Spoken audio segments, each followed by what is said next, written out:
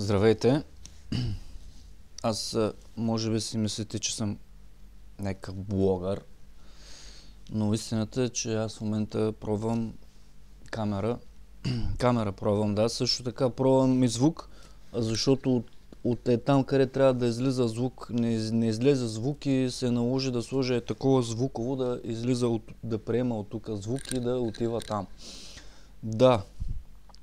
Сигурно се чудите какво правя в момента. В момента си режа и беля суджук, защото и някой сигурно ще се запита защо този човек си реже и беля суджук. Аз веднага ще отговоря, защото дори мога да го ям. Обелен, така, също мога да ям и хляб.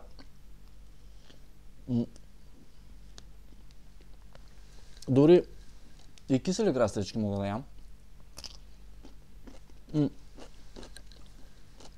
Някой ще каже, това е наркоман в момента и защо е с тези очила, може би за да не се виждат разширените му зеници. Аз имам отговори на този въпрос.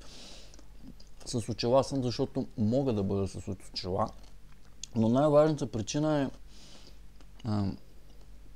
с очила съм, понеже съм птеродактил.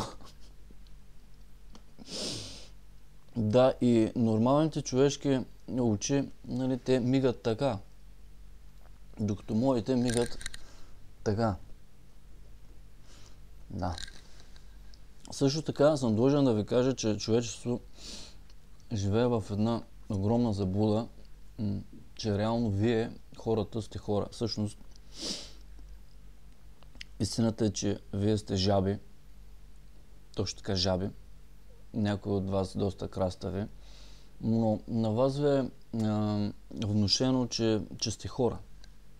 Точно така, вие сте едни жаби, които в продължение на хилядолетия се правят експерименти с тях и им се внушава, че са хора, нали, интелигентни, с мисъл и така нататък. Някои жаби от вас успяват да стигнат до прозрение и след това се самоубиват, защото един супер интелектуалец стигнал до истината, нали, до самата истина, че той е реално една краста жаба, някак си просто се самоубива посредством уреди, измислени за тая цел. И в общи линии това днеска е хубав ден, зимен, да. Ден за суджук, ден за размисли и за кисели краставички. Аз мисля, изпробвах вече камерата и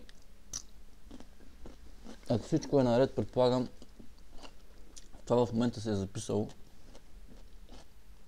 Мисля, че е достатъчно. Благодаря за вниманието.